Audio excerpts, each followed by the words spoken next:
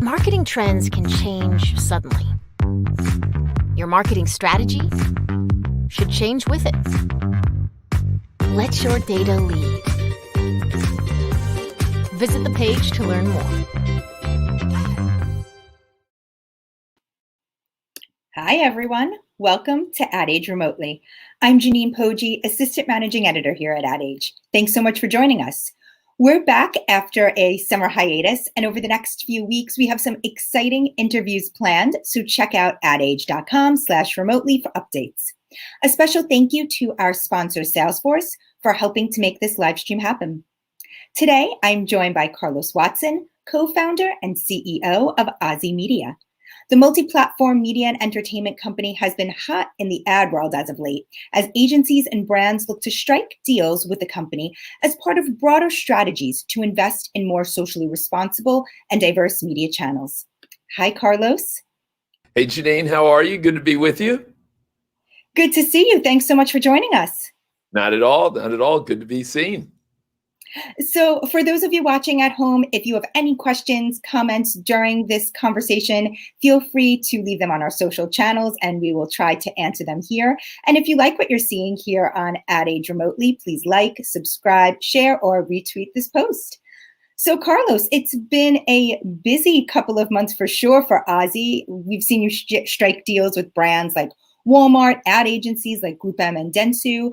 Can you discuss how these deals came about and a little bit of background on the types of partnerships you guys are out in the marketplace making at this point? You bet. And Janine, you know that the first part of my career was in business. I worked at McKinsey and Goldman, and then along with my sister and a good friend, started my first company, which was an education company. And we learned a lot. We had all sorts of fun. We ultimately built a nice company that we sold to the Washington Post, who at the time owned Kaplan, and so they merged those two. But I had done some guest appearances on TV shows like The Today Show and The View.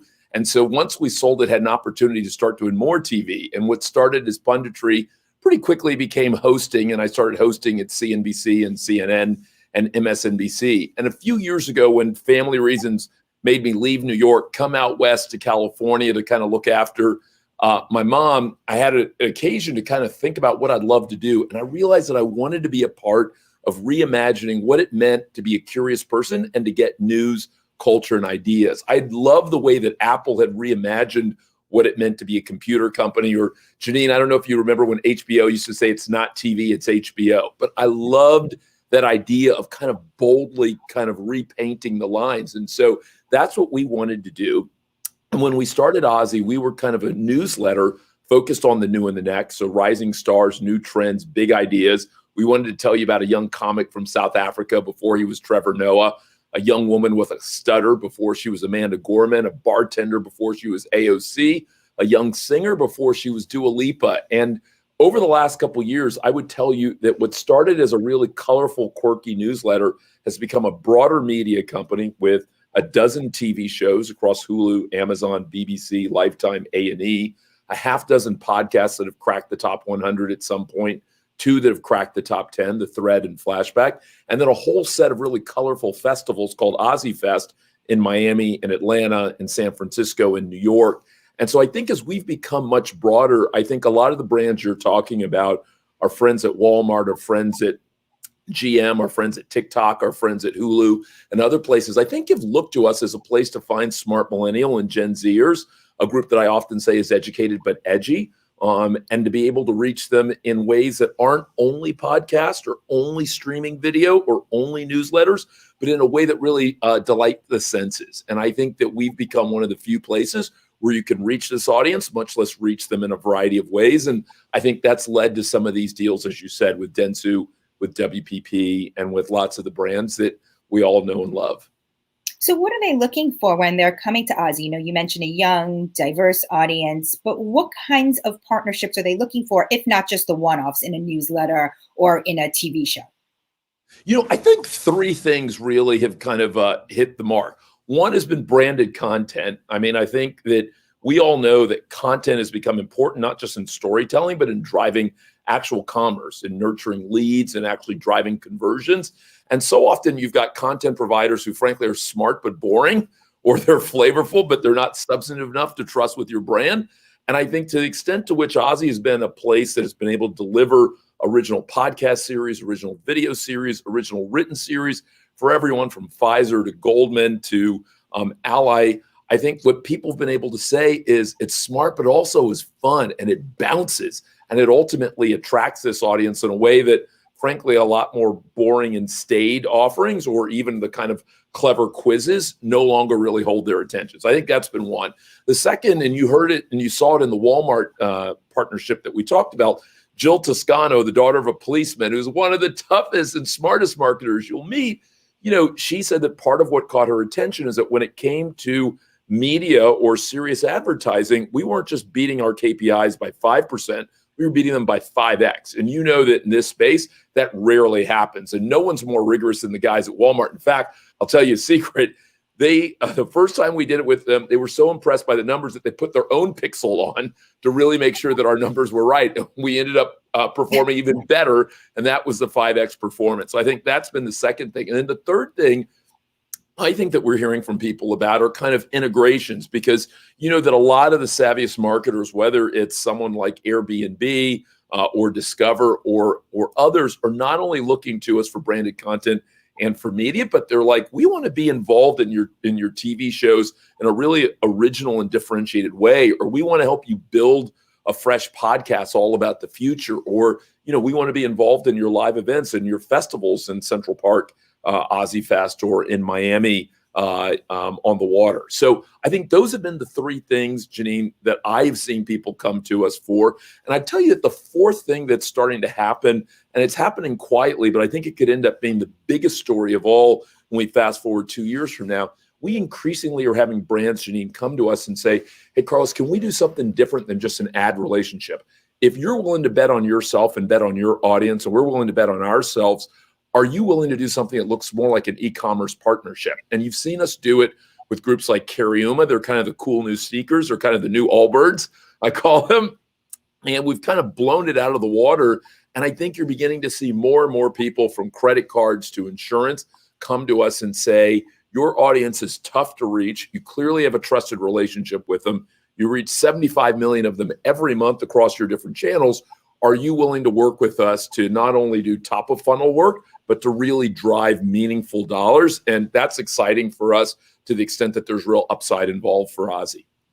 Yeah, and certainly amid the pandemic, we saw a boom in e-commerce, so there's no surprise in the appetite there. But what do you think is the evolution of these sort of different types of maybe shoppable features? We're seeing a lot around live stream shopping and things of that nature. How is OZY looking to play in this space, and what are some of the trends that you're seeing there? Yeah. Jeanine, one of the most interesting things when we first started OZY and we started doing a newsletter, one of the savviest players in the business told me we were totally making a mistake.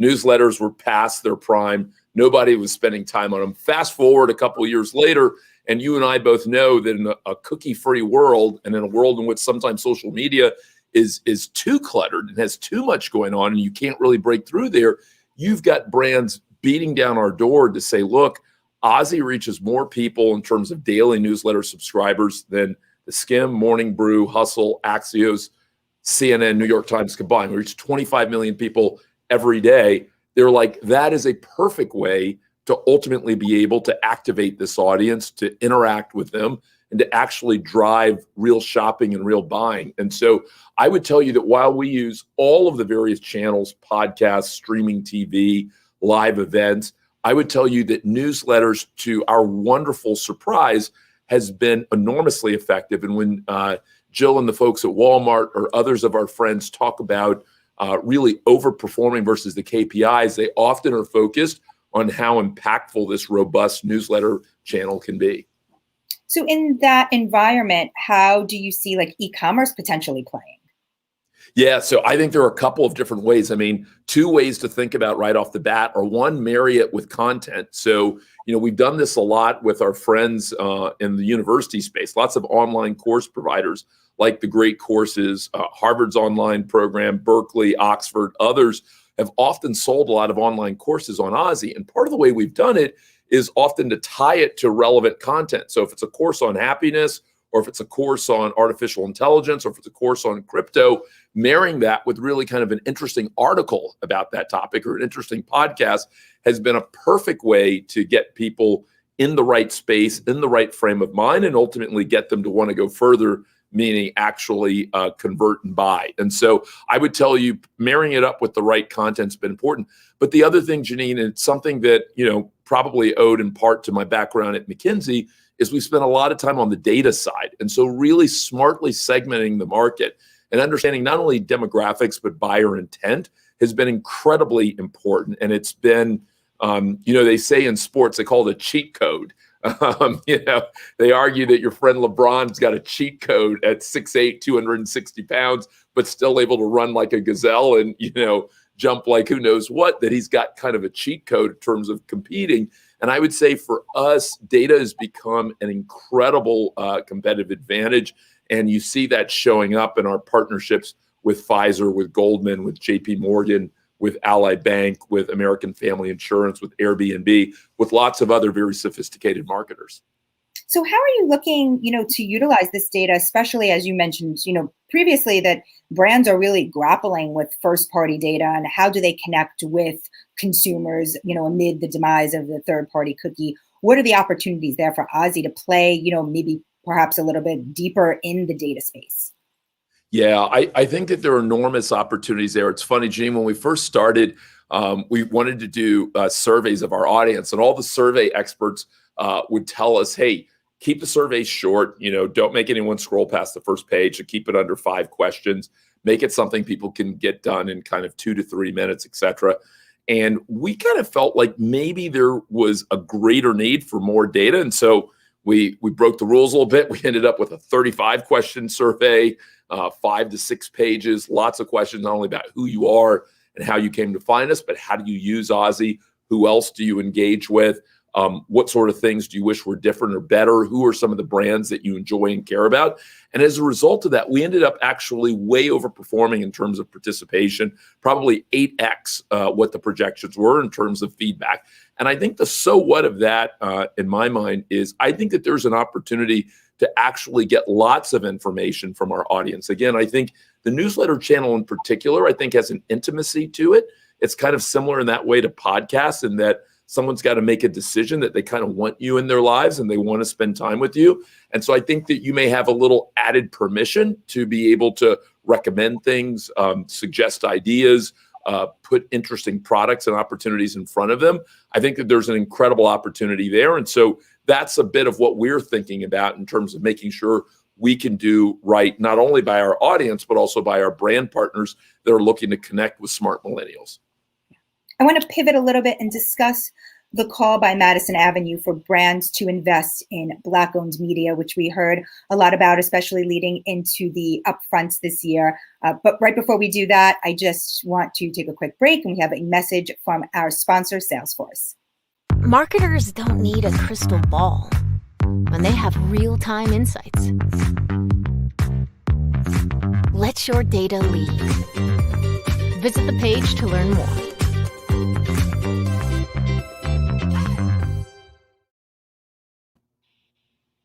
I'm Janine Poggi, and I'm here with Carlos Watson, co-founder and CEO of OZY Media. Remember, if you have any questions or comments, please feel free to leave them on our social channels. We'll try to get to them during our conversation.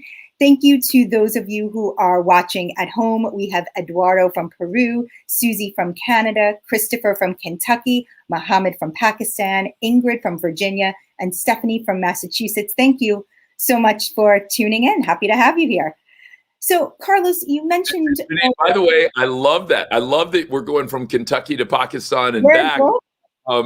That's the way we win in this world, is actually making it a global village. I love that. Bravo to you for building that kind of globally vibrant audience. I love that. That's very much our ambition at OZY. We've always believed that curiosity is a global calling and a global opportunity. And we think that our target audience, which people sometimes refer to as Gen Z and millennial, but we really say it's what we call the change generation. It's those people who welcome a fresh new world and are looking for the new and the next. We say that those folks live all around the globe. So I love hearing that we're getting a chance to talk to your global audience. Because some people are tuning in probably in the middle of the night over there, so they can't sleep. They're watching us. So thank you for watching. So you mentioned a little earlier about some of the deals with the brands and agencies that you all are striking right now go beyond the one-off ad deals. And, there's been a call, of course, from Madison Avenue to shift ad budgets to Black-owned media companies during this year's upfront haggle. A lot of that has to do with doing more than the one-off deals that have typically taken place, if they've taken place at all, and really building up these long-term partnerships. Can you talk about what you've seen come of this, if anything, and what has changed perhaps in the marketplace? I'm glad that we're having the conversation, and it's funny. I'm one of these geeks, Janine, who like to listen to old speeches from all sorts of people, from former writers or political figures or others. And one of the folks who I listen to a lot is Dr. King, and I listen to a lot, not just his most famous speech, "I Have a Dream," but lots of speeches along the way. And he was talking about these very same issues 50 plus years ago about companies who had meaningful audiences in terms of Black, Latinx, Asian American, and others, but weren't investing as meaningfully. And so I'm glad that the conversation is happening. I'm glad that people are taking meaningful steps. I think it's really important, and I'm really proud to see lots of good folks making steps. I would tell you a couple of things stand out to me. I was with my friends at General Motors this past week in Detroit, where they brought together all of their leading suppliers. And, they made a point not only of committing themselves to increasing the spend with a diverse set of suppliers, but encouraging their suppliers to do the same and really pushing on them. And so I love the kind of leadership that Mary Barra and Deborah Wall and others are exhibiting in that way. I think it's super important that people take that ownership and that mantle. I think that the extent to which people are not only partnering with people, but making meaningful partnerships, because you and I know, Janine, that sometimes people will say they partner, but it's a small one-off. But I think to the extent that people are making meaningful commitments, 1, 2, 3, 4 years, obviously backed by performance guarantees, backed by data and other things, I think those are positive game changers too, because you and I know that in that kind of relationship, you have a chance really to grow and overperform versus, if you're working with a ton of elephants and you're the kind of new one on the block and someone's only giving you kind of a short 1 month window, you're not really going to have the same opportunity to stand out. And so the rise of multi-year partnerships, I think, is critically important. And I think as you continue to report on it, that's one of the questions I would ask, which is, are people not only spending in the space, but are they striking meaningful partnerships? And I tip my cap to the folks like Walmart who have stepped forward and have made not just commitments, but multi-year commitments. I think that that's how real progress will happen. I think the third thing that I've started to see that I think is really valuable is the effort to help some of the most interesting, but maybe young companies grow in terms of capability. And so whether that means data capability, whether that means negotiating, whether that means amplifying their audience and growing their audience, I think that's really important work. And that's really exciting, where you're beginning to see some of the agencies really lean in towards doing that. And so big tip of my cap, for example, to my friends at Dentsu, Doug Rosen, and some of the others who are doing that. I think it's really important work. Mark Prince, a number of other good people. And then the last thing, and I think this is critical, by the way, not only for diverse owned companies, but for all kind of Davids who are facing Goliaths. One of the biggest issues, for a young company is cash flow. And so often you have to pay up front when you're a young company for your team, for the various services, for software, for other things, but then you don't get paid by companies for another 60, 90, maybe even 180 days. And you and I know that can break the back, Janine, of young companies. And so I thought it was smart and bold what Deborah Wall and the good folks at GM did in terms of saying that they are going to have shorter payment periods for young companies, the same sort of thing that Dentsu is committed to. I think that actually begins to give an opportunity for young companies to grow and to thrive and to do the same things that, maybe not the same things, but do some of the things that Facebook, that's got, billions of dollars in cash, or Google, who's got, near $1 trillion in cash, are able to do. And so I think that's really important to set things up in those ways. So those are 4 of the things, Janine, that I have admired and that I've seen lately. They're not enough. We still have to do, frankly, 5 to 10 times more over the next 24 months, but it's a good start. I wanted to ask, what do you think needs to happen next in the near term in order to push forward meaningful progress? Yeah. Well, I think you're starting to see it. So I think the fact that people are making public commitments, I think the extent to which they report regularly and that there's really good transparency on it. You saw it in the NFL years ago when they started to try and diversify the hiring of coaches. They didn't only say they were going to do it, but they started reporting on it, which offered a level of accountability. And so I think that's going to be really important to see that. I think it's not just are you spending, but what do the deals look like? Are they sizable, profitable deals? Are they multi-year deals? What do the cash payment terms look like? So I think having all of that reported on. And then one of the things that I'm really excited about and that I hope we'll start to see a little bit more of, I think there's a big opportunity, Janine, for joint ventures. I think a lot of the bigger companies could not only strike commercial deals with some of the diverse-owned companies, but I think they could become investors or they could set up joint venture vehicles. And I think that's going to be really exciting when you begin to see that happen, right? Because you see it happen in lots of other businesses. You and I have seen it happen. I mean, that's part of the reason Alibaba is as big as it is because Yahoo invested in it back in the day, right? And part of the reason Facebook thrived is because Microsoft invested in a young Facebook. And so the question is, will you see some of the biggest and brightest brands invest in companies like OZY and others? So not only strike commercial deals, but invest 5, 10, 20, $100 million in what they think of as the most promising and talented young companies, diverse-owned companies. Switching gears a bit, given your broad view of the media landscape, I'd love to get your thoughts on some of the new technologies and platforms that are popping up and sort of what you think the interest lies there in terms of things like NFTs and crypto and the metaverse. How is OZY playing in this space? How are you thinking about all of these technologies moving forward?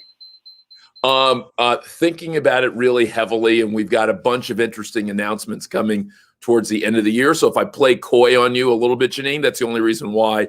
But a big fan of NFTs. I think there's enormous opportunity there for young companies that want to marry content and commerce, and there are so many good ways to do it. And you'll be excited to see what OZY debuts later this year in that regard. Big fans of using crypto, and we've partnered with the mayor of Miami, Mayor Suarez, and the Parks Commission and others to bring not only OZY Fest to a new city, but bring OZY Fest, if you will, to the heart of crypto here in the US, which is Miami, and allow people to buy their tickets and buy other things using cryptocurrency. So I'm really excited. It will be the first festival that is going to broadly allow people to use crypto, and you'll see us do it in other ways as well. And so stay tuned. We're going to have a big 22. And then the metaverse, that's going to be all kinds of fun. I mean, imagine OZY Fest, which I think I like to say, Janine, is more fun than is legal, right? It's our regular music and ideas festival that's been described as TED Beats Coachella, because we not only have great speakers like Malcolm Gladwell and Mark Cuban and Roxanne Gay and others, but we also have musical performances by folks like Lizzo and Tovlo, or chefs like Padma Lakshmi and Eddie Wong, or comedians like Chelsea Handler and Issa Rae. But imagine that kind of magic, not only being able to enjoy it in person along the water in Miami or in Central Park in New York, but imagine being able to enjoy that virtually and kind of really sophisticated and in some ways even more endearing ways than you would if you were in the hot sun. That's what's exciting me about 2022. And I can't wait to bring that alive, not just in one city, but next year we'll do it in 4 cities. And speaking of OZY Fest and in-person events, with the resurgence of COVID, how are you thinking about in-person events? Obviously, OZY has done a lot in the way of in-person events in the last couple of years. What is the future? Is it this hybrid virtual model that can take the place of some of the in-person elements, or how are you thinking about it moving forward? Yeah, I think you'll certainly have a combination model. And, our virtual OZY Fest early this year had over 2 million participants from all around the globe, from over 40 countries. Got to see everyone from the musician Her to Dr. Fauci and back. And so, it was a wonderful event, and that certainly excited us about the possibilities in that regard. But I think, Janine, so many folks not only are fearful and wary and understanding of the dangers of COVID, but also I think a lot of us, frankly, are a little, we're ready to be outside as soon as we can and do so in a healthy way. And so I'm hoping that we all get to a better place next year, that we move largely beyond the Delta variant, and that by next year, I think all this pent up demand for being with each other actually will show up in some of the best and most dynamic in-person events we've ever had. And so I actually think there's going to be an enormous boom on the other side of this in live events. And so OZY is going to be taking the OZY Fest franchise not only around the country, but around the globe. And I can't wait to do it. I think it's going to be exciting, and I think it's going to be warmly welcome for people who've largely been inside for 2+ years. Yeah, here's hoping that's definitely a prediction I hope comes true. So thank you so much, Carlos, for joining us. I'm happy that you were able to make it and be here with us today. Hey, Janine, thank you for doing this, and you made it easy on me, and so I appreciate you for doing that, and it was good to see you. Thank you for making this go so smoothly. Same here. And thank you to those of you tuning in. You can check out adage.com/remotely to stay up to date on future episodes. And thank you to our sponsor, Salesforce. As always, thank you to our Ad Age crew, Alfred Mascaroni, Anna Sakula, and Arabella Breck for making this live stream happen. Thanks, everyone.